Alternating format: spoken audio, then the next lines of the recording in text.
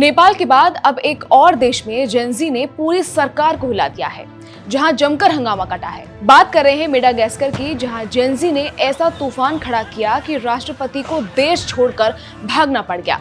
सेना ने भी सरकार का साथ छोड़ दिया और अब देश की सत्ता अस्थिर हो गई है। कैसे मचा इतना हंगामा, चलिए जानते हैं पूरी खबर।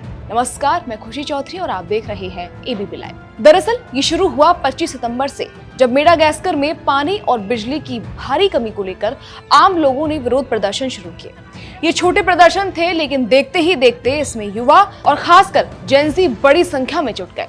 प्रदर्शन सिर्फ बिजली पानी तक सीमित नहीं रहा, बल्कि अब लोग भ्रष्टाचार, खराब शासन और सिस्टम की नाकामी के खिलाफ बोलने लगे। देखते ही देखते ये आंदोलन राष्ट्रीय स्तर पर फैल गया। जैसे जैसे आंदोलन बढ़ा, सेना की कई यूनिट्स ने प्रदर्शनकारियों का समर्थन करना शुरू कर दिया। खासकर एक सैन्य यूनिट CAPSAT ने सरकार का आदेश मानने से साफ इनकार कर दिया और आंदोलनकारियों के साथ राजधानी के चौक पर पहुंच गई। बता दें, CAPSAT वही यूनिट है जिसने 2009 में राष्ट्रपति एंड्री राजोएलिना को सत्ता में लाने में मदद की थी और अब वही यूनिट उनके खिलाफ हो गई है। इसके बाद सेना के दूसरे हिस्से और पैरामिलिट्री फोर्स भी सरकार के खिलाफ खड़े हो गए।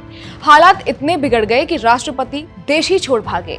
काफी टाइम तक चुप रहने के बाद राष्ट्रपति एंड्री राजोएलिना एक लाइव एड्रेस में सामने आए। उन्होंने कहा कि उनकी जान को खतरा था। सेना और कुछ राजनेता उनकी हत्या की साजिश कर रहे थे, इसलिए उन्होंने खुद को एक सुरक्षित जगह पर शिफ्ट किया।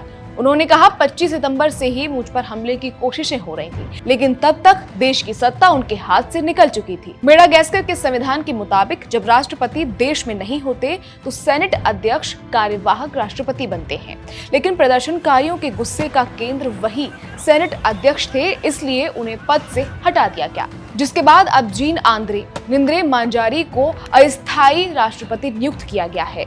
दूसरी ओर सेना ने भी एक नया सेना प्रमुख नियुक्त कर दिया है और अब वो स्वतंत्र रूप से काम कर रही है। यानी अब देश में एक अस्थायी सैन्य नेतृत्व और कार्यवाहक सरकार काम कर रही है। बता दें, मेडागास्कर में जो हो रहा है वो सिर्फ एक देश की कहानी नहीं है।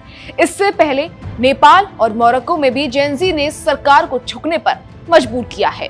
इन प्रदर्शनों से ये बिल्कुल क्लियर हो रहा है कि नई पीढ़ी अब चुप नहीं बैठती है। वो सवाल पूछती है, जवाब मांगती है और बदलाव की मांग करती है। और मेडागास्कर इसका बिल्कुल ताजा और सबसे बड़ा उदाहरण है। अब देखना होगा कि देश में आगे क्या होता है। क्या युवा पीढ़ी के इन प्रदर्शनों से सच में बदलाव हो सकता है? इस पर आपकी क्या राय है? कमेंट करके बताइए।